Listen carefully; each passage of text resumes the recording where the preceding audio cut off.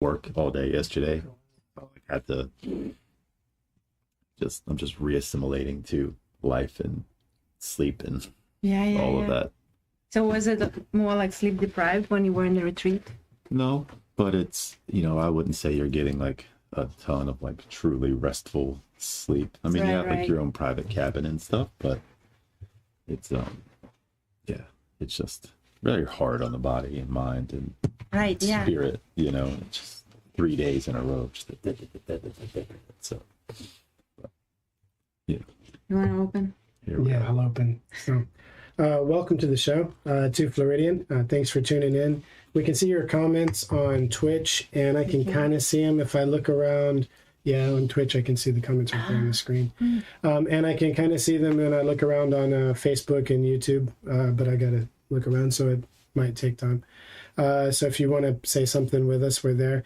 But we're talking with Kurt Rogers, as promised, who has started multiple projects here in Jacksonville, in Florida, and he's going to talk to us about the process and the journey that went along with starting up those projects and where he's at now and what's coming in the future.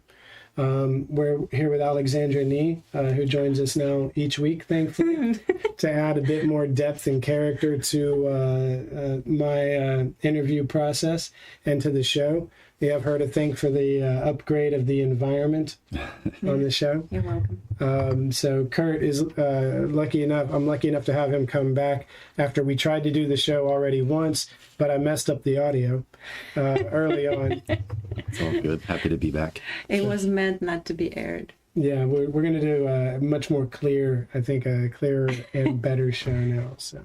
So thank you for coming back, Kurt. I appreciate it. My pleasure. Of course. And I'm thankful as well for you to share your journey really with us. Maybe I can kick it off by starting with where we met. A story you've heard me tell before, but sure. For posterity and as a good beginning, we can start at the beginning. I ran into you in Amsterdam. Yep.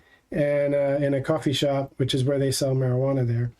And I overheard you talking, and I recognized that you were from Jacksonville. And that kicked off a conversation about a bar that you were starting, I believe, or about bars in general. Yeah, about bars. The layout of bars. And Jesus, that was, I don't even know how long ago that was. Yeah, was that like 20 years ago, give or take? Oh, no. It was maybe like 2010, 2012. That sounds about right. Yeah, because you moved to Berlin like late 2012. Okay, so like 10 years ago? Yeah, 10, 12 years. But haven't we been back here for 10 years? Yeah, but you lived you lived so little in Berlin, and I presume you met Kurt. It was shortly before that. Yeah. I got you. I don't know. I wasn't there. Yeah, maybe. I was already. I'm just piecing the timeline. But anyway, I think of like you're flat, like you were up on like top of a building somewhere, like always though in Amsterdam. Yeah, that's every apartment I had. But it was like behind, like the big diamond shop or whatever with the. It was like down that road. I guess it would have been like. Yeah, I was upstairs from the greenhouse coffee shop, right? Right. Yeah, that was the one I had for the longest. Right. And then I think you moved to like the other side of the city and then moved to Berlin. That's right. Okay. Yeah, that's right. Yeah. So we met there, and you had we discussed a bar, and then you when I came back to Jacksonville, you had opened up Sidecar. Right. Yeah. I mean, I think when we met, I was probably still at Fly's Tie. And Black Sheep, no? Well, that was later. After Fly's Tie, I had shifted over to Restaurant Orsay. I was working with them, and of course, they opened up Black Sheep, which was great. So I was there for about 2.5 years, I think, with that restaurant group.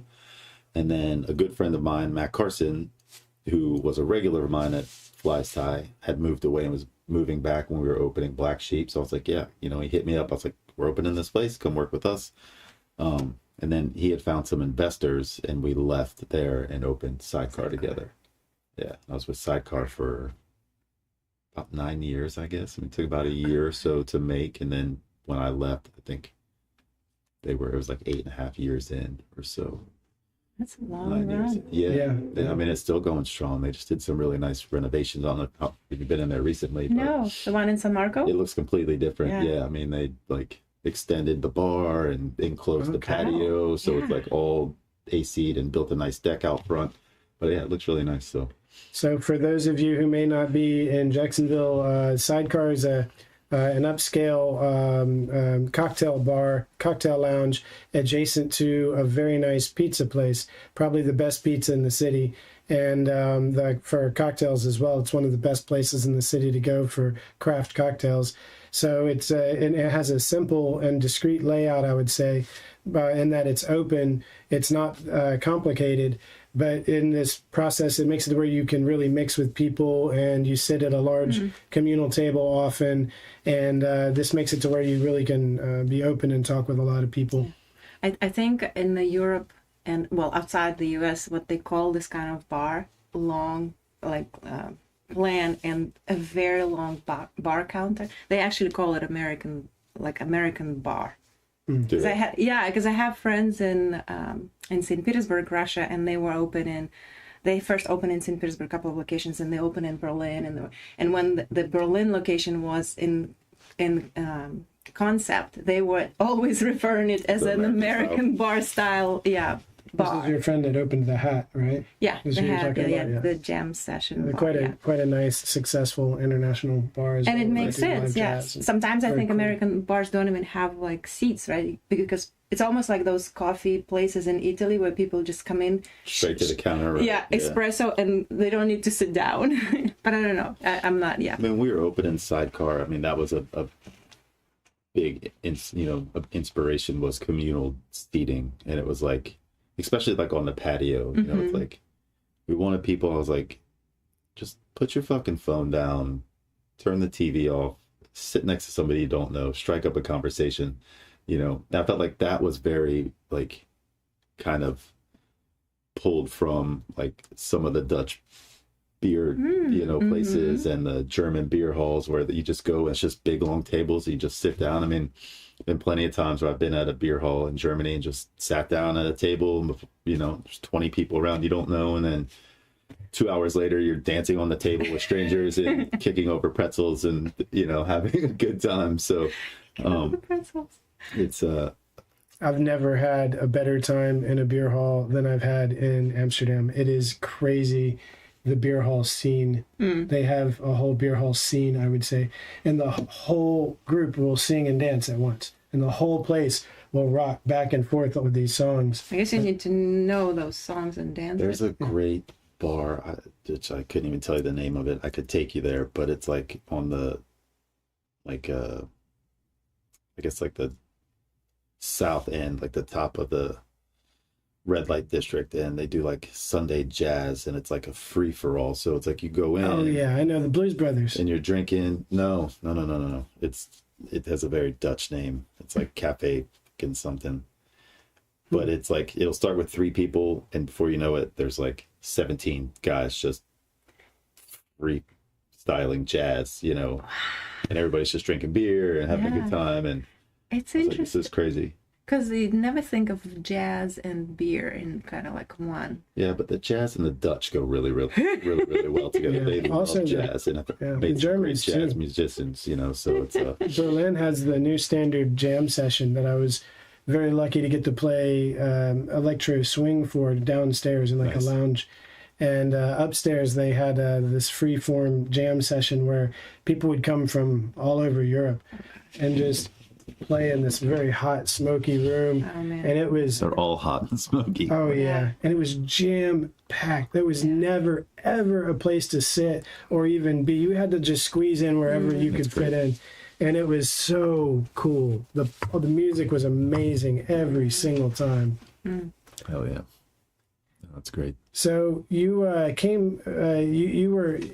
I came back to Jacksonville. You were visiting Amsterdam. You weren't Right. living there, but you came and started your own Sidecar, your own business, out of, I presume, what you had amassed from your experience working with Orsay, working with Black Sheep, working with these, various service industry jobs, and then you applied it again in Bar Molino. Am I up to date here? Yeah, so Sidecar was definitely amalgamation of myself and my old business partner, good friend Matt Carson. When we were talking about opening a bar together, we kind of you have dreams and write things down. You have a notebook and whatever, and so we like literally sat down to talk about it. We're comparing notes, and we were like, holy shit, like we kind of want to open the same place. Like this is going to be easy. Like, it's like, yeah, they don't really have to change much, and so that's how Sidecar was born. It was just kind of, and, we all there, it was, we said from the very beginning, like, we want to set the standard for the city as far as cocktails go. So we were always striving to just be the best that we could possibly be, yeah, so I was with them for a good long run, and now, I left there. Geez, and you got that knowledge of cocktails beyond the city. Then, if you want to set the standard for the city, it was in your travels around and what you learned here. Of course, yeah. I mean, what I learned here obviously travels like, I met people who know you in bars all over the world. A big part of my life. It's funny, and when people travel, like, oh, I'm going here. I'm like, hey, you got to go see my friend.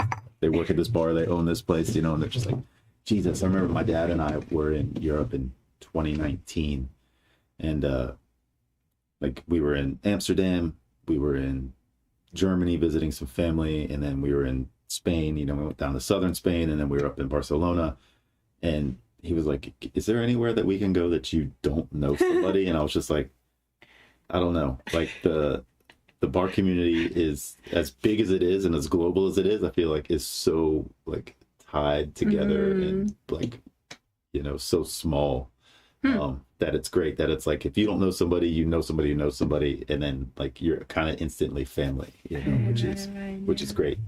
I mean, but that's hospitality, is like, welcoming with open arms. Like that's how it should always be. So, when you're traveling, I mean, that's the thing about bars and pubs, right? They've always been like safe places for travelers, So, I mean, that was the whole fucking point, right? It's like public house. It typically had a couple of rooms attached to it. So, I don't think that that's changed. And, hopefully that will never change. Like they should always be safe places for travelers to go and meet other people and hang out. And I mean, you're in some place new, what's the best way to get the lay of the land? You find a local, you go and sit at the bar, you talk to the bartender, be like, what's the fucking score here, right? What's the best burger? What's the best jazz? What's the best whatever? And they're going to know. And if they don't know, they're going to call somebody who does. Right. And, now you have a little kind of network in the town that you're visiting in. So, So what initially brought you into this industry? Just coincidence? Creativity of being like a mixologist, or the hospitality? It's all started in the back of the house. From a very young age, I wanted to work in kitchens. And like I wanted to be a chef. And I remember sitting at like my great grandmother's house in St. Petersburg, Florida, talking with my grandmother, and it was weird because I was just thinking about this conversation the other day, and she was asking me what I wanted to be when I grow up, and I was like, I want to own a restaurant.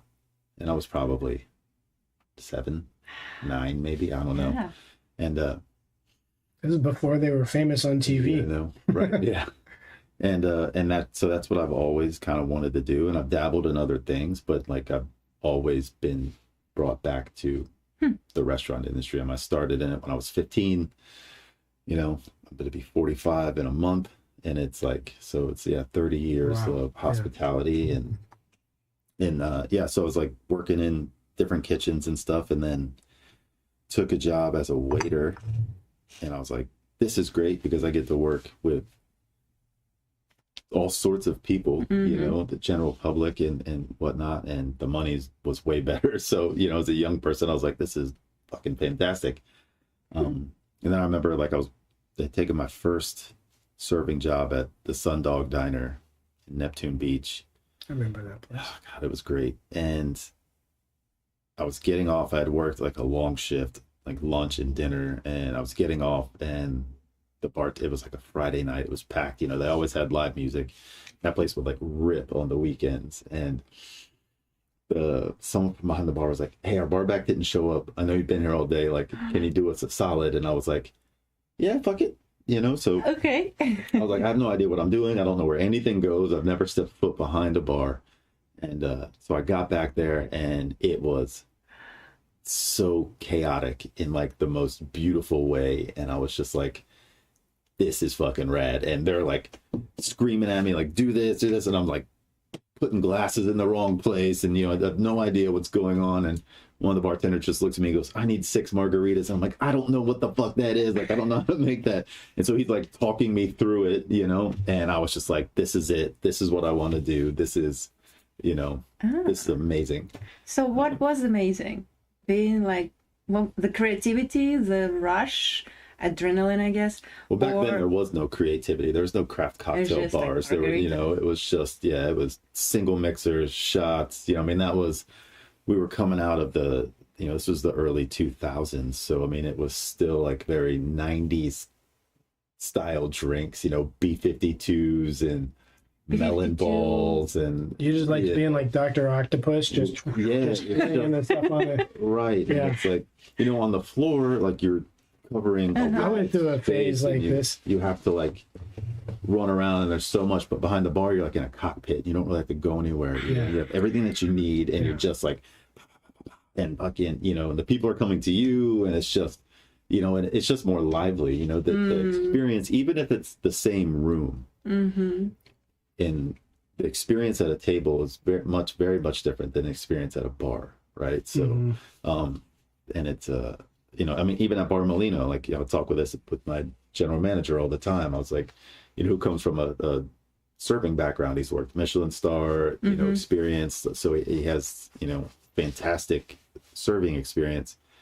But I was like, our service is very different, you know. So, you know, people who come and sit at the bar are looking for a different type of experience. That's what I liked as a DJ. And so I think it's a similar thing. You like, people come and you craft something, you're changing something to tune to a crowd that you're seeing. And then when more people start dancing or people respond to that music, well, you're like, this is awesome. I'm having a conversation, basically. I'm communicating with all these people. And when you have a bar, when you're bartending, I think it's similar, right? You're having a communication with a whole room of people, and you see how that room changes based on your. Yeah, and everybody wants a different experience as well, you know. But then as we moved into like, you know, the craft cocktail scene and stuff, very much a lot of it became about the creativity, which tapped back into me wanting to like be a chef when I was younger, you know, because it's the same thing. It's taking a base flavor, whether that's gin or red meat, and then building on that until you have a completed dish or a completed drink. It's the same thing, you know. What is your most favorite and most popular cocktail that you yourself created? I know you don't drink now, but maybe off the memory. I mean, the one that will probably go down, like it'll be on my fucking tombstone, was the Dusty Boot from Black Sheep. Oh my goodness, yeah. We So even called our Dusty cat Boot is Dusty your Boot. creation? Yeah, and it was the very first cocktail We drank so many of those. I ever made for their very first menu, and it like I think was on every menu until they closed. And it was literally nothing but like a whiskey sour with bitters and like a smoked sea salt rim. I mean, it was like the simplest thing, you know, but it was like I was still learning, you know, cocktails and stuff. So it's like it was very good because it was always good. And to be blunt, the bar it would fluctuate. It would be at Black Sheep, it was really good sometimes, and then every now and then it just would be not so good at all. Which is weird because there's a recipe, so it should be the same. It should every be single time. But it happens when you, I think, don't have consistent help. You'll have amazing people at the bar kicking out awesome drinks, and then you get people who become accustomed to that, and they come and they're like, no, this is horrible. And then another time, horrible, and then they just stop ordering that drink. Right. But Dusty Boot, they always got right. So I ordered the Dusty Boot all the time because it was consistently good no matter who made it. People could make it well every single time, and it was always a good drink. I mean, it's one of those cocktails that's like, I think people would ask for it at other bars. Like, I mean, we would get asked for it at Sidecar all the time. They wouldn't even know that, like, I created the drink, you know, and they're like, just that Black Sheep, I had this amazing cocktail. Yeah. I'm like, yeah, tell me about it. And they're like, it's this, I had smoked sea salt. I was like, I got you, no problem. It was the smoked sea salt, though, that definitely made it unique. Well, I wonder if it's something that is familiar, so it's already endearing. If you say it's like basically like whiskey sour, Yeah. But then you add that very kind of unusual and unexpected element that. I mean, I think we're in a very whiskey town. So. Oh, really? So you think Jackson was a whiskey town? Yeah, for sure. Okay. For sure. And like a lot of things, I think the name helps. The name is kind of unimposing and cool. Yeah, shout out to my manager at Orsay, Jason Eddy, for that. Because I remember I was like, taste this for me. I was like, I'm having a hard time coming up with a name. And he's like, kind of tastes like a Dusty Boot, you know? And I was just like, great, that's what we're going to fucking call it. Nice. And so I don't know if he remembers that, but yeah, it's like one of those memories that I'll just never forget. So what made you move from Sidecar to Bar Molino? You had a new concept and you decided you wanted to do it. Was it just the idea alone, or? There's always been a version of Bar Molino in my head, I think.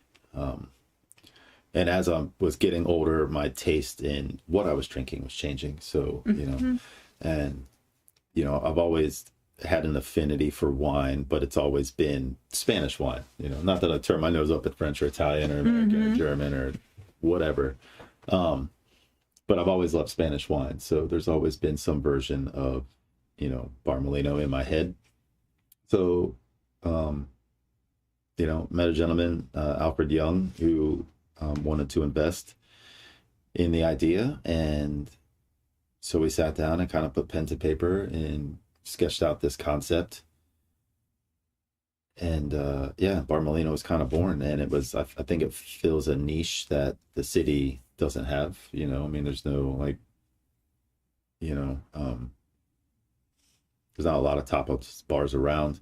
No, like, nobody solely focusing on like Spanish wine. I mean, we've got over probably 200 something labels of Spanish wine. It rotates, you know, quite often. And when we first opened, we were strictly beer and wine, so all of our cocktails were sherry based. You know? And you know, now we have a full liquor license, so that's, you know, that's changed our cocktail program quite a bit. But oh, that is new. I did not know that. Yeah, I think we got it back in late November, but then started putting the program together because it takes a little bit of time. Right. And then we shut down for the first week of January. We like refinished the tables and moved some things around, and, you know, chef was working on a new food menu. Of course, we were implementing the cocktail program. Right. So then when we opened on the 9th, we kind of had a new food menu, new drink menu, and whatnot. So, but it's going really well. But yeah, no, it's you know, Spanish wine has always been, you know, I don't know, I've just always loved it. And, you know, so that kicked off a love for, I mean, you fall in love with the country's wine, you're eventually going to start eating the food that goes with it, you know, and then it's like, well, where's this food come from? So I guess I'll go to fucking Spain, you know, and twist my arm. And so your trips to Spain inspired you for the concept, and then you wanted to bring that flavor? Well, the concept, I mean, I don't know what came first, the chicken or the egg, but like I said, there's always been... Because the concept inspired you to go there, probably. Right, yeah, you know, but then it was like going only adds fuel to the fire, and so it was just like this never-ending cycle. But, you know, everybody's like, well, how come you know, are you going to focus on it? Are you going to be like a Basque restaurant? Are you going to be like a Galician restaurant, or, you know, focus more on like, you know, Catalunya or Andalusia? And I'm like, no. I'm like, Spain is massive. It's the 3rd largest country in Europe. It has 17 like autonomous communities, and they're all vastly different. Even inside of each, you know, autonomous community is varies so greatly from town to town, city to city. I'm like, why would you pigeonhole yourself? I mean, you can just pick and choose from this massively beautiful array of cuisine, you know? So that's what we do. Yeah, and I think for our town, it would be too specific. It was just like Basque Country tapa style bar. I don't know. I'm like, I would not be able to, like, oh, this is just. Well, I mean, maybe, I don't know. I mean, depends, it's like yeah, at a that lot of point you become people, educational. you know, a lot of people are familiar with you know, when they travel to Spain, there's like a handful of places that they're going. They're going to Barcelona, they're going to San Sebastian, they're going to Madrid. Yeah, maybe somewhere in Galicia, they're going to Valencia, right? Sevilla. But it's like Spain's so much more than that. Yes, those cities are great, fantastic. Sevilla is one of my favorite places like in the world, you know. But yeah, it's just so massive. So I think it's our job to continuously educate people on the rest of Spain as well, you know. Yeah. So do you feel like you have to, or your staff have to educate the customers on a regular basis in terms of what it is? Because I know your menus even like maintain, well, keeps a lot of Spanish words, like original names for the.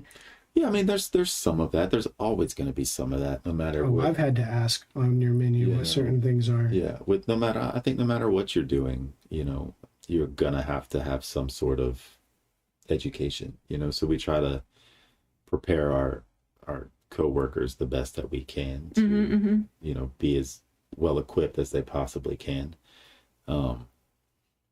and you know, and that way it just makes it, you know, it puts the guest at ease. You know, I think the more well equipped your server is to answer any questions, makes the guest feel a little more comfortable and provides a bit of trust there, right? So we have to build that relationship. Like every guest that comes in, every interaction is building a relationship with that person or with that table, whoever the host of the party is or whatnot. So do you look for things in this context that you can say you would bring that might be novel or new, in order to kind of, I'd say, expand that palette? I mean, yeah, I mean, I think that's always the goal, is try to be innovative, try to be, you know, keep things as fresh as you can, but we're super limited on what's imported into the United States. Right, yeah. So I actually wanted to ask you about sourcing. That must be it can challenge. Be, yes, it can be a giant challenge, you know. Because of consistency? No, just because of like availability. Availability, right? Sure, it's like, I mean, you just can't get everything that you possibly need, you know. So you have to make substitutions, and people sometimes are like, "This isn't authentically Spanish." I'm like, "Well, then tell me where to get what I fucking need, and I'll get it," you know. But trust me, I have like reached out to the fucking consulate, and you know, like, it's not that I haven't exhausted my resources as to. Did you really reach out? Yeah. I mean, it's not for a lack. What did they say? You know, I mean, they try to put me in contact with different importers and stuff like that. The best that what do you know about illegal food sourcing? You know, I used to know a guy who did. He'd bring it in on a ship, and he had like the craziest things. And Spain was one of the places he would get things from. Right. He said chefs need some of this stuff, and you can't get it. He said he used to smuggle in drugs. He said, but it was so high risk. He goes, now I smuggle food. Yeah, you just get caught. You're like, oh, I didn't know I could bring that in. Yeah, exactly. You know? He's like, oops. Oh, so it's illegal food? Yeah. Oh, it's food that doesn't have a tax stamp. Okay. So it's not by the ingredient content. No, I mean, you can't bring cheese back. Yeah. You can't bring unpasteurized food. You can't chocolate. bring, it's like bring even that all the time. Yeah. Even certain like cured meats. Oh my goodness. You just told everybody the cops are coming. Even certain they're going to take our chocolate. I don't even eat cheese. Yeah. I didn't know that. Okay, so you cannot bring, well, this, you know, because you have to file that declaration. Yeah, you can't bring like any fruit. Right. Anything that can be like sprouted, bringing disease, or yeah, that makes sense. Okay. Yeah, when you're in customs, like most of the dogs you see walking around are like, they're there sniffing for food. I always thought they were trying to find drugs and just failing. Yeah, no, it's just, they're just bad at it. Yeah, no, they want to find, you know, your apple. or your weird exotic fruit that we don't grow here. in the Everybody US. manages to show up wherever with their vape pen, but there's all those dogs everywhere. And the dogs are just like on our side. They're just like, it's cool, bro. Yeah, you got this. I'm like, thanks, buddy. They really are man's best friend. They're like, I just wanted the training. I didn't really want to hurt anybody. It's the cake job. So, Excuse me. since you added the liquor license, did you notice if anything shifted in terms of your clientele, in terms of like the Are they more drunk? interaction or energy? No, I think the energy's the same, the bar can get a little lively, for a show with Jackrabbits or something, but I wouldn't say, it hasn't like, I don't think there's been like a huge detrimental shift, Oh, I didn't necessarily mean it in detrimental or negative Yeah. sense. Just like it could be just a different quality of interaction and. No, I think it's roughly the Pretty much same clientele. pretty much Same same people. clientele. I think we're seeing Now they just can have cocktails. a bit more volume at the bar, because you have some people who just don't drink beer or wine, Yeah. and they may only drink spirit, so then that will like hold them from coming in. So I think we're seeing like, a slight influx of new guests, which is great. That was me That's for what we want, decades. Mm-hmm. About a year ago, I started just drinking a beer. Yeah. And just one, maybe two, and that's it. I just don't drink like I used to. Yeah. Mm. Same. Well, you quit drinking altogether. Yeah. 6 months.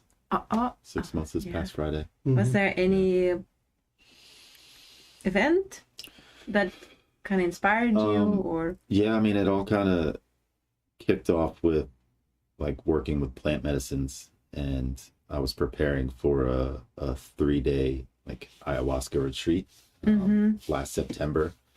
So like right after my wife's birthday in August, I had stopped drinking just because I needed to prepare for this, this thing. And how long before And it's about a month, right? ayahuasca do you have to stay off alcohol? I thought it's about a month. Yeah, they asked about, a couple of weeks. Okay. But, I started about a month before. And then when I came back, I just kind of really had no urge to continue drinking. And I just looked at it as like this 30-year relationship with alcohol that isn't really serving me, I think, in the way that I thought that it used to. So what was the main attraction before to the relationship with alcohol? The way it made you feel, the taste, because you said you really appreciated culture. wines. I think it's when you're young, it's, a way to interact socially. It's, you enjoy it. You like the party. I think there's a lot of things. I don't think it's ever one thing. Right. Yeah. But it's, but then it gets, it can get out of hand and out of control, and it leads to, can lead to the use of other things, which it definitely did in, my scenario. So it's nice to be able to like, take a step back from all of that. And it's, so yeah, I just needed to reevaluate, that relationship, and it's the longest relationship I've ever been in. So it's, 30 years is a long time. It is interesting when you consider how many drinks you've drank or how much you've spent on alcohol. Yeah. Have you ever done some basic math on how much you've spent on alcohol? Yeah. So I have an app that tracks like, my sobriety, and I just put in like, they were like, just put in a number of like, You put in like what you used to drink? So I'm like, if you say $35 a day, right? Which is not much if you're going out to a cocktail bar. It's like 2 or 3 drinks in tip, right? So, 6 months, you're at like $7,000. Oh, 6 really? months. Yeah. 35 a day Yeah. is wow. No wonder our last trip was so much less, because we Yeah, we went didn't drink. Right. went to Egypt and I just drank maybe like a beer or two, Yeah. Right. and that's it. And yeah, we noticed that it's much less expensive to Oh travel gosh. Yes. Well, yeah. It's a because- huge expense. because I never drank 1 or 2 cocktails a day. Right. I drink like it was an Olympic sport. Yeah. Yeah, and especially I think it depends where you are and what part of the world you are, where just very generic drinks can be so expensive, or what Right. kind of establishment you are, where again, even like high quality drinks can be still very expensive Right. just because you're like maybe. But I mean, you also have the mindset where it's like, when the fuck am I coming back to city Egypt. X, Yeah. you know, or this country? So it's like, yeah, I might have 2 or 3 more cocktails a night than I normally would, because it's like, I'm probably never going to be in this bar again, That's right. you know? So like, let's sample as much as I can, you know, and that shit adds up. Yeah. But it's interesting what changes when you don't drink. Like when I don't drink, I go to bed earlier, for one thing, a lot earlier. I tend to get up early. You sleep better. Yeah, and then when I'm traveling, we get to see a lot of the city before it gets busy. Right. We're at a lot of things before they open, and it's because we're not out at night drinking, Right. and then tired, and then sluggishly getting ready to make it, you know, just before they close. Looking forward to the next drink. Yeah. Right. Right. You know, I mean, it's like, I was talking with my mom the other day. She was like, how have you been sleeping? She goes, was it hard to go to sleep? You know, I go, when I first quit, the first few weeks where it's like agony, like trying to go really? to sleep. Yeah. Because you would, It kind of, you thought it was helping you, you know, because technically alcohol doesn't really help you Well, it's a sleep. psychological thing, right? You It'll get put used you to. to like Right. down, But but then you you get spike up. less restful sleep. Like the sleep that you do get isn't good sleep. So But also, you're in a different mental space Yeah. versus what you get used to being in to go to sleep. Yeah, I mean, I definitely relate to like helping you to fall asleep, but Right. then definitely at certain point that sugar is gonna, you know, you was like, hey, give me more sugar, you know, wake up, where's my sugar? yeah, well, Right. it's And the quality of your it's a sleep. very it's you don't get very restful sleep Yeah. when you're drinking. So it took a couple of weeks to regulate that, and now I sleep like a fucking rock, like every night, like wake up feeling fantastic. I don't think the thought of waking up even with a slight hangover right now like terrifies me. Gosh, yeah. And how it affects the whole next day, right? Yeah. Yeah, So- I'm in the same boat. When I go out now to drink, or I'm having drinks with friends, and I have my like one beer, and I see people like kicking back cocktails, I don't even have a desire. Yeah. I just look at that and think, I'm rolling the dice. Might have a great night, might be having indigestion. Yeah. And I don't like having indigestion. Indigestion's horrible. You're probably gonna have a great night, definitely gonna have a shitty morning. Yeah. So it's like, I'm lucky in that I never really had a problem with hangovers. I tend to just consume alcohol like a fish does water. I didn't. Wow. Oh, okay. It's like, But- I didn't know fish drinks alcohol. Yeah, like fish do water. Yeah, they like it. I know fish don't like alcohol. Actually, they don't do well in it. They get pickled. So, do you miss the taste of wine? yeah. I mean, I taste wine. It's my job. Okay, You know. you just don't. But yeah, I just have to spit everything out. But no, I mean, I definitely miss like the social aspect. Like I miss having a glass of wine. Like some nights, it's wild because I understand a lot better what my triggers are. So if I have stressful day, you know, something, you know, bucks me off or whatever, and it's just like, you know, that instinct to be like, let me just grab a glass of wine or a beer, you know, I could really go for it. And I'm like, then you think about it for a minute and that moment passes and you're just like kind of breathe through it. You're just like, okay, like I'm good. I don't need this. I can continue on. And there's a lot of great like non-alcoholic options now, you know, and those are only getting better. So there's like NA wines and good NA beers now, and NA, you know, spirits and Amaros and stuff that like really scratch the itch. So it's like, you, as a connoisseur of those drinks, you actually, well, feel like they're a pretty decent alternative, pretty decent replace. Wow. yeah, I mean, I think, you know, the NA beer world's come a long way since O'Doul's, you know. And Yeah, you drink non-alcoholic beer. Yeah, well, beer to me is, I think, is a little bit, because I actually really like the taste of beer, like light beers. But with wine, it's just very hard for me. Like I also didn't really experiment with non-alcoholic wines, but yeah, they're, a little bit afraid. yeah, there's, you know, one or two out there that are okay. I think that industry has a long way to come, you know. Yeah. But even the NA spirits, like some of them are really, they taste good, like they're getting good on the taste, but I feel like what a lot of them are missing are the mouthfeel of a spirit. You know, that viscosity you get, that a lot of them are just like flat and watery. You know, there's a great one called Pathfinder, and it's a Amaro, and I don't think you wouldn't even know that it was non-alcoholic. It like, for me personally, it ticks like all the boxes I think that I want. Man, that'd probably even be better in cocktails with alcohol, because I feel like using liqueurs is generally a lot of low-grade alcohol, and I can never figure out what makes expensive alcohol better. Yeah. And I should say certain alcohol, because it's not always expensive, but like for example, highly filtered. I know why filtration makes it cleaner. I get that part. Right. But I don't understand why like an expensive old whiskey will cause me less of a hangover than just a decent whiskey, when the only thing that it can get from age is more tannins and more of the things that would cause a hangover, more impurities, right? Yeah. I mean, it's probably,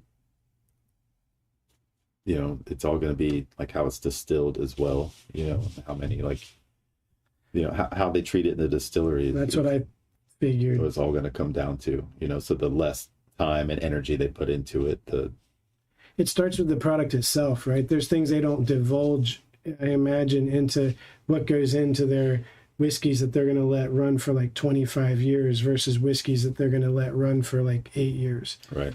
And they don't say, oh yeah, we also use a substantially better juice for this other one, I imagine, for marketing reasons.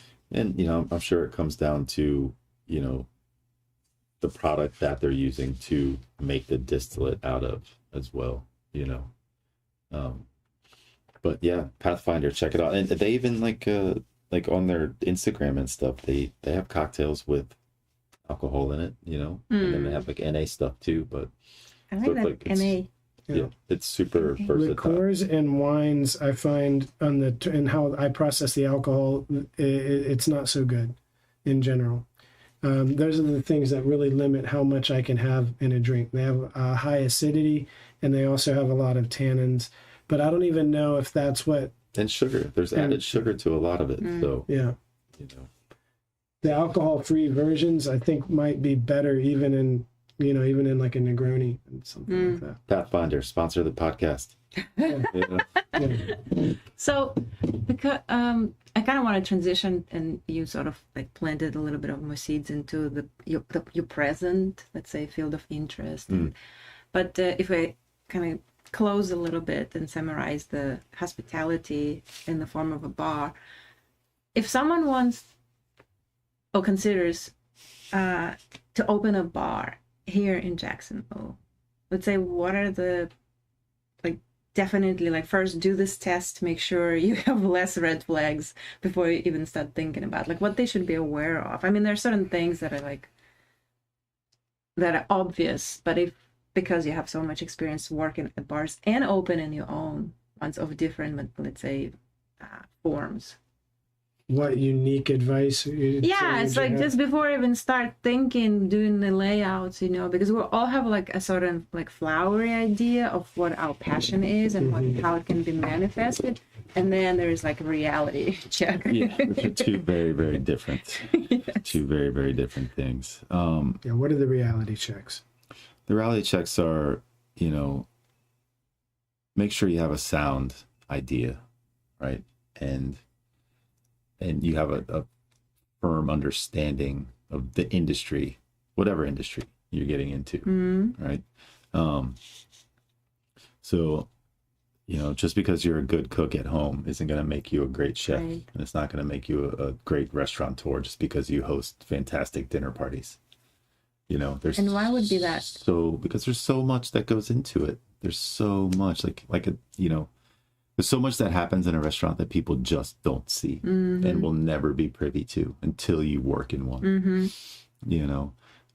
Like what it truly takes to make a restaurant or a bar operate on a daily basis is, it's so much more than the general public will ever see. Cooking 100 meals is a lot different from cooking 10, I imagine. For sure. And it's, you're dealing with staff that doesn't show up. You're dealing with, there's just so much, the dishwasher who didn't call and is not coming in, it's like, you don't someone to wash dishes. Right? It's like, you're fucked. I mean, that's like probably one of the most integral positions in a restaurant. I think everybody should work that position, just to have respect for the person in that position, so because if they're not there, it can end your day and put you in a bad place very, very quickly, but yeah, I mean, make sure you're you've got the right funds in place, make sure you've got the good concept, or a well thought out concept, and find a good core team, that you can trust, that you need a good GM, you need a good someone to lead your kitchen staff, someone to lead your floor staff, someone to lead your bar staff, right?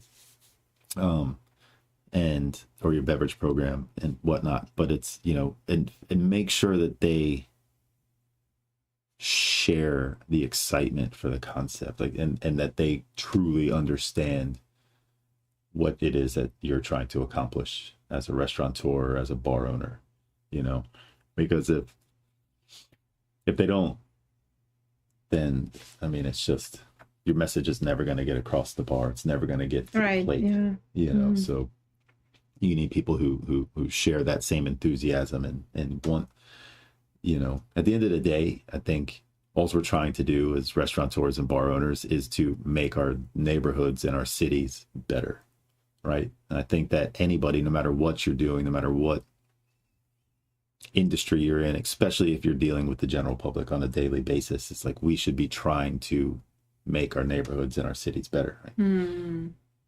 Our industry, we do that through food and beverage, so it's like we're trying to contribute to the growth of our neighborhood, so providing jobs, providing a place for people to go, hopefully getting some recognition outside of the city so that people want to come to the city and like see Jacksonville as a food and beverage destination. There's no reason, with as beautiful as the city is, with as large as the city is, with as many interesting neighborhoods as the city has, that we can't be a Savannah, a Charleston, those types of like small southern food destination towns. Do you think Jacksonville is on the path, or it's already there, like in the beginning, let's say, of that? No, they're on the path if they want it, but it takes more than just people opening restaurants. Like, you need people in the city to actually give a shit and want to, so you need your local government to care and want to promote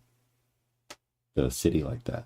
I see what you mean. Yeah. If they don't, I mean, it's fine. Like, you think it's important to build up an urban core downtown, or you think it can be done community by community? No, I mean, I think every city needs a heartbeat. Every city needs a hub. So yeah, I think the urban core is crucial. But it again, it's like, whatever you want the city to be. Look, you want Jacksonville to be a fucking sports team, then we should be working hard to get every major sports that we can, in this town. And that's fine. If you want us to be a food destination, then let's do what we need to do as a city to do that. If we want to be a business hub, a finance hub, great. I don't care. Whatever it is. But like, Jacksonville has to pick a lane, so. Yeah, and I felt like the the location and the topography of the city of Jacksonville kind of has to me a great factor to that, not uncertainty, but that undefined, like, who am I, right? And because there's this river that divides. We have beautiful bridges, but at the same time, there are two like significant parts, right? And sometimes we live in Riverside, crossing the bridge, even though it takes to go to San Marco 5 to 10 minutes depending on traffic, right. It's like you live in the neighborhood, you gotta prepare. You get in the car versus taking the bike. And I think, and then you take the beaches, right? So I think geography, at least like anthropologists and me, I always think like geographical and your climate factor always factor into what's happening with that local culture and mentality. Yeah, I mean, it's also like how the city has not moved people. Yeah. There's no public transportation. There's no good bike paths. There's nothing, and they're working on, the Emerald Mile or whatever they're calling it, which is great. But it's like, fuck, we need good public transportation. The city is massive. It's the largest city in the country land-wise. Like, how can you be the largest city and not have a way for people to get around? Our bus system sucks. Yeah. You know, there's no trains, there's no nothing, there's no way to move. Even in the urban core, there's no way for, like, if I need to go to Springfield, there's no way for me to get to Springfield. That if I was to get on a bus, I could probably walk the fucking Springfield from San Marco faster than I could take a fucking bus. Yeah. Like, that's insane. When we first came back to Jacksonville, we were like, "Oh, we'll just take a bus," and you helped us out. Yeah, we you didn't have connected a us with vehicle, yeah. Kurt, who lent us a Not truck.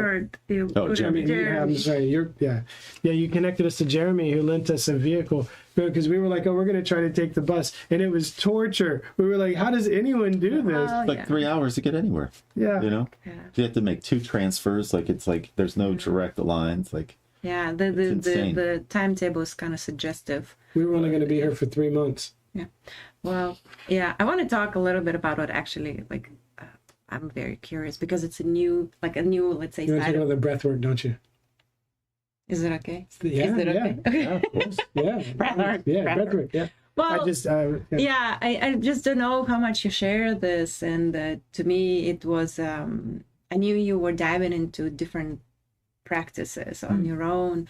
But to me, it was a pleasant new piece of information that you actually got certified, right, in breath work. So can you tell us about more like what kind of, because there's like so many different modalities and techniques, what kind of breath technique or method? Yeah, so I did a course with a Dutch gentleman named Michael Bjeiker.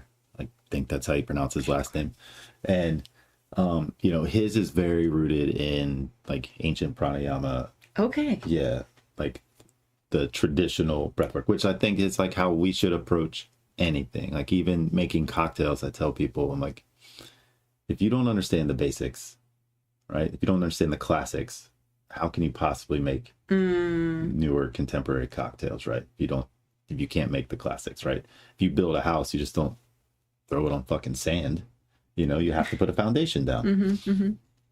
So it, you know, the certification is through that, but you know, when I'm teaching, like we kind of like ramp up energy and build heat through, you know, we start with some slower breathwork stuff and then move more into like, you know, tumo or psychedelic breathing or, you know, things like that. Just, What is tumo? tumo is I think it's How do you spell it? TUMMO. Okay. Yeah, it's something that I'm just starting to kind of dabble into, but I believe it comes from Japan. not to be confused with Timu. That comes from China. Right. But, you know, like we do a lot of like the psychedelic breathing, shamanic breathing, things like Can that. you Yeah. elaborate on that? Yeah, so those are like, whereas like, you know, pranayama is going to be a lot of like the slower style breath, you know, the psychedelic breathing or there's like big breaths and big exhales, you know, which, you know, can start to kind of put you in an altered state of mind. And then I focus, you know, a lot on like extended breath retentions. So, you know, we'll just get all the air out and hold that for, you know, and we'll get up to like a 3-minute breath retention, Wow. you know, which is a long time to, you know, not Like you're have holding any- your breath for 3 minutes. well, you're holding no breath for 3 minutes, you know. Yeah, you exhale fully and then, Wow. yeah. Yeah, that's totally different from even inhaling and holding that. Right. Which, you know, we do sometimes as well, but yeah, it's So, been pretty neat.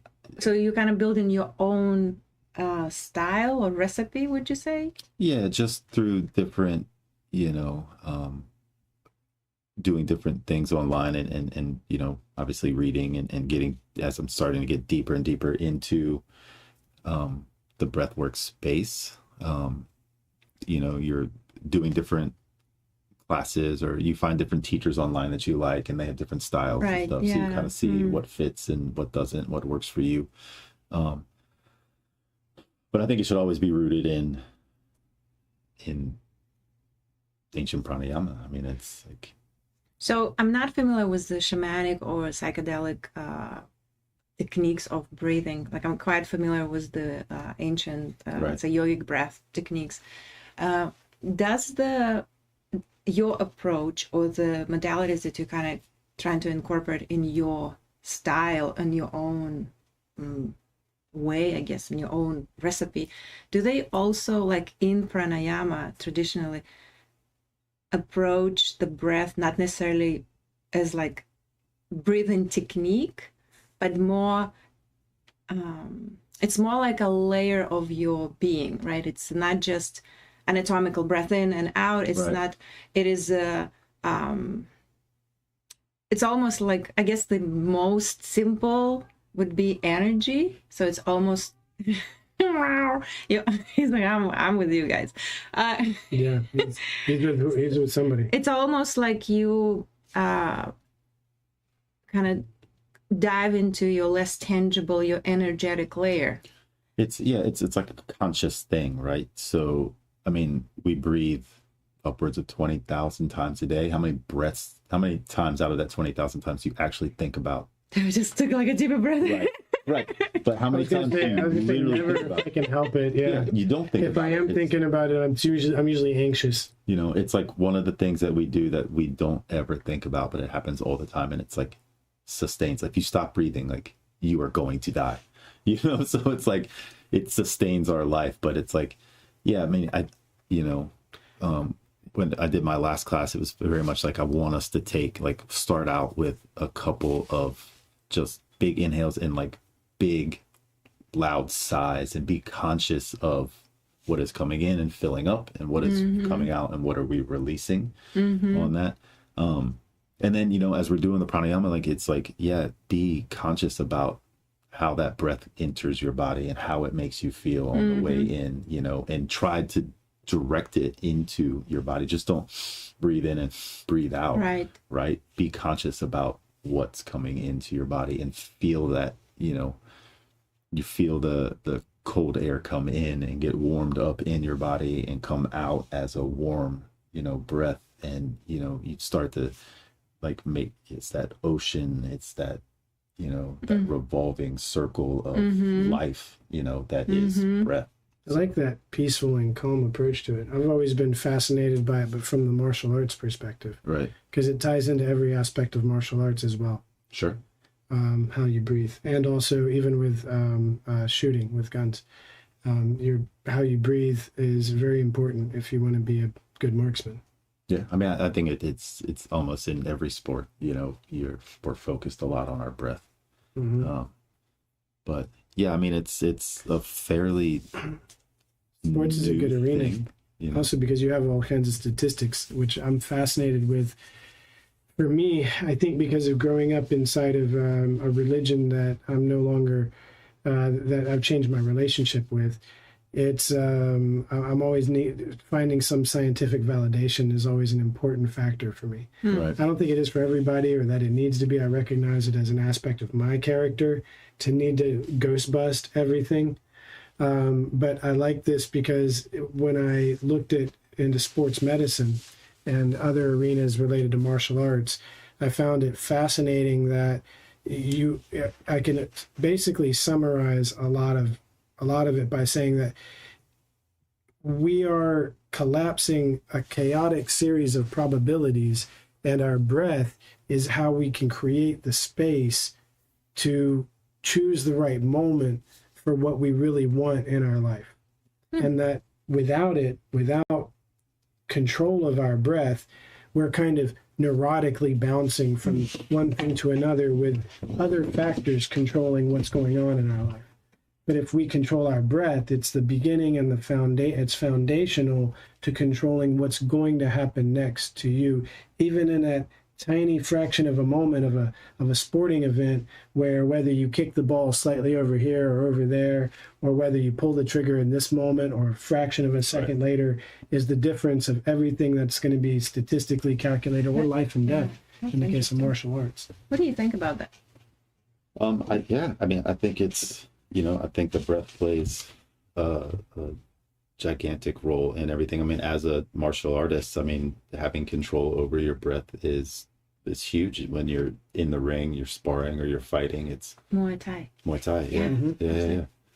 So, yeah, I mean, it's crucial. I mean, if you lose control of your breath, you've lost your fight. You've lost, you know, you're definitely not going to hit your target. You're not, you know.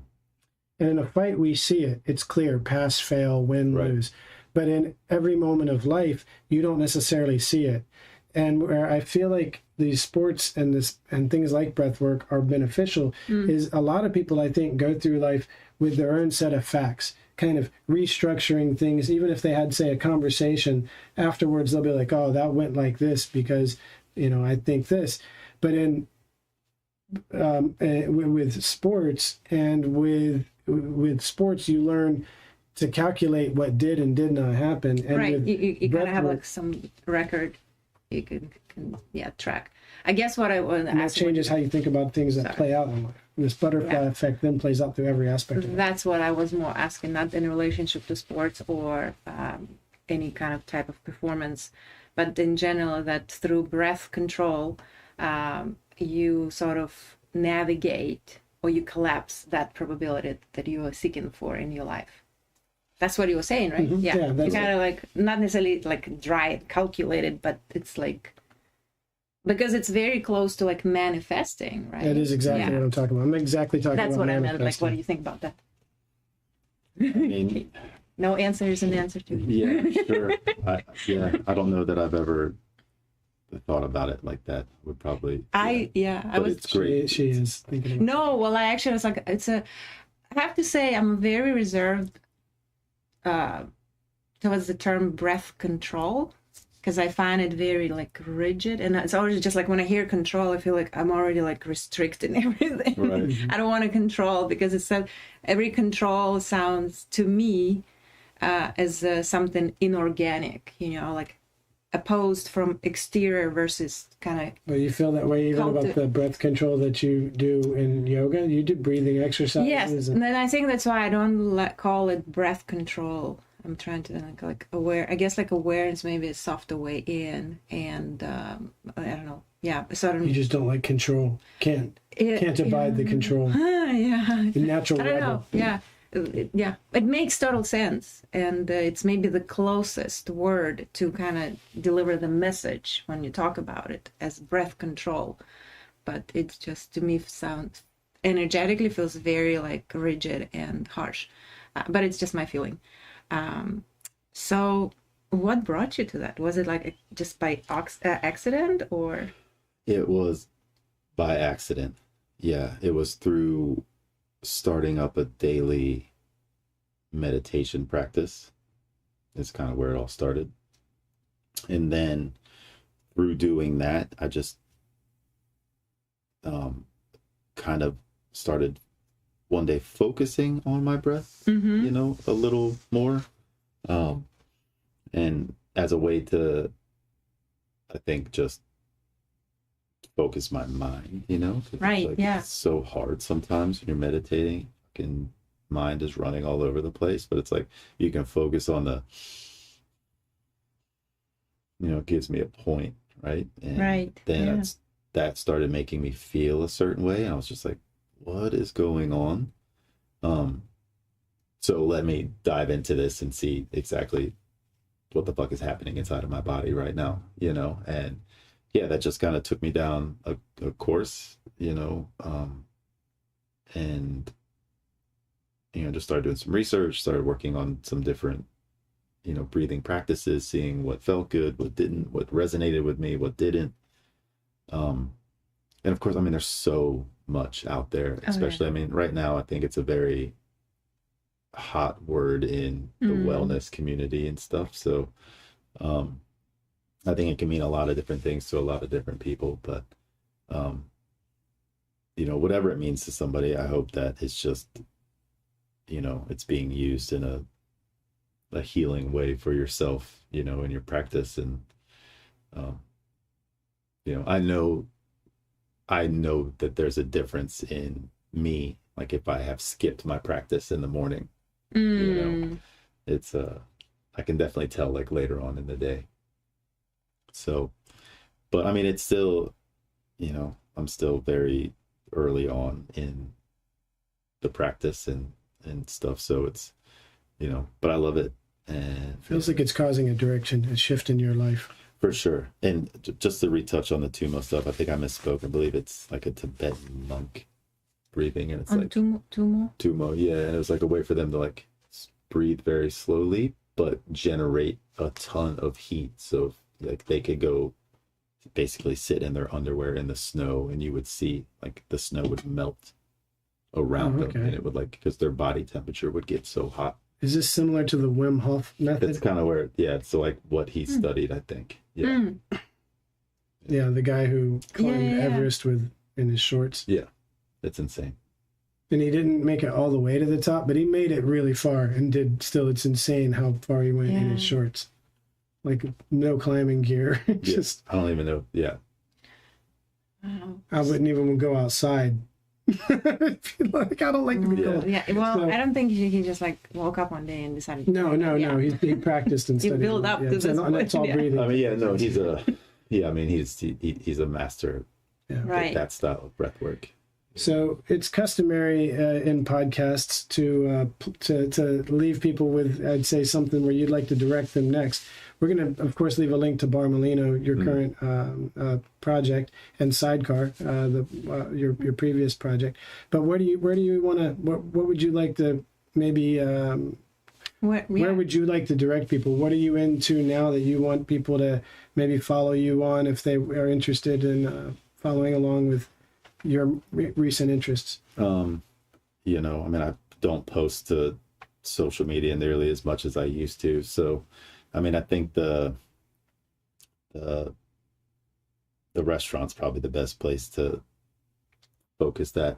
And if someone wants to practice with you or experience your breath work technique? Oh, yeah. I mean, you can follow my personal Is it more Instagram? Yeah. Okay. Do you have like a place of practice now? It's KRDUB33 is what my handle is, I think. You gotta, we'll have to find it together. People have me all the time, and I'm like, I'm not quite sure. I don't ever look for myself. Yeah. So, we could put a link down below. Yeah. But yeah, so I mean, when I did the class a few weeks ago, it was at Vive, which is great because they're awesome and they're right next door to Bar Molino, so it makes it really easy. So would it be possible to find the announcements for your next class on there, maybe social? I don't know. Probably my personal. Personal is the best. Because I don't know that I've opened it up to the public just yet. Okay. As we were talking before we got started on the podcast, it's first and foremost a personal practice, and I think it's just a way for me to kind of, give back to my community a little bit. So. When I did the last one, we just had like a handful of teachers, and I invited a few friends and stuff. It's very small and I see. Okay. So chill, you don't want to yet open it. So if someone, let's say, like, oh, I want to try Kurt's method, it's like, you gotta wait. Yeah. Okay, got you. All right. So, but I don't know. I mean, I'm still trying to figure it all out, man. I definitely want to make, because I was planning to come to the last one, but it just it was the work. Great. Yeah, it was what really I hear. beautiful. That's what I hear. Mm-hmm. Yeah, I'm looking forward to trying it. Yeah. Maybe we can talk about you also giving a class to my practice. Yeah. Yeah, it's a Happy small. to. Yeah, and you most likely will know most of the people. Cool. So it can be friendly. And Vive, where you held it, they were also on the show. We had Alejandro nice. And Dan. Yeah, and Dan both. also, which we know totally independently. We each. You mean independent from Kurt or independent? Yeah, independent from Kurt. Although we all know each other, we all met each other totally independent. Right. Yeah. We didn't all meet at one time or place. Yeah, they're great. They've been fantastic neighbors, and can't really. Yeah, they're just so sweet, and so supportive. Like they also, I think, come at it from a very, community-oriented neighborhood. Hey, we're trying to do better in the neighborhood. So, I just really respect that all of you guys create something by making something good. You don't make it by making something and then trying to do it as cheaply as possible and then advertising as much as possible. You make it by trying to make it good itself. And I just find that a quality that you can bring success to the table with, but less often nowadays. People now tend to rely more on just advertising blasts and very low grade communication, I feel like.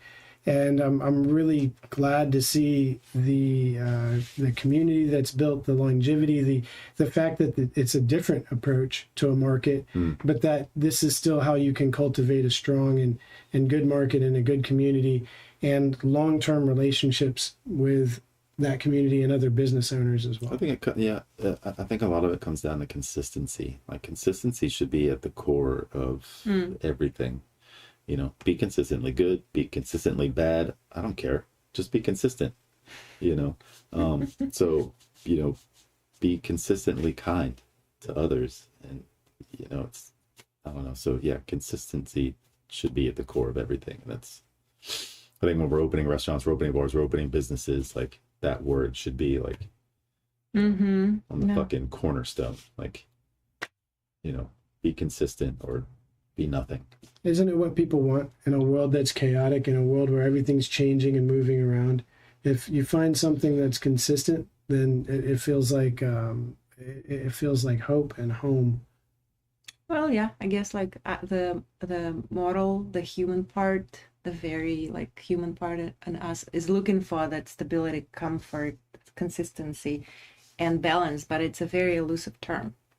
It's basically nothing difficult. In the world is like balanced and stable and comfortable, right? Otherwise, it like the most comfortable thing is death. I like how Ram Dass said, "Oh, death is very safe." I just love this. You know? It's like taking off an old shoe. Anyway, this is very morbid. First podcast to ever plug death. I'm more from our sponsor. That's great. Try it. Yeah. Yeah. Professional performance only. Do not try it at home. Yeah. Okay. So thanks for tuning in. If you're in Jacksonville and you're not trying death, go to Bar Molino. Eat great food and taste good wine. Yeah, that's right. Thanks for coming back, Kurt. We'll have to have you on again when you want to talk about the maybe more about breath work and about ayahuasca. I'm always down to talk about these factors. For sure. And I know Alexandra has a lot of questions related to these ephemeral practices. Okay. Yeah. No, am I true or false? Sure, yeah. I'm happy to come back anytime. So thanks for having me. Thanks, it's always a pleasure. Yeah. So let's go to lunch. I'll turn this thing off. Thanks for tuning in. See you next week. Okay. Where would you like to? What's your palate is calling for?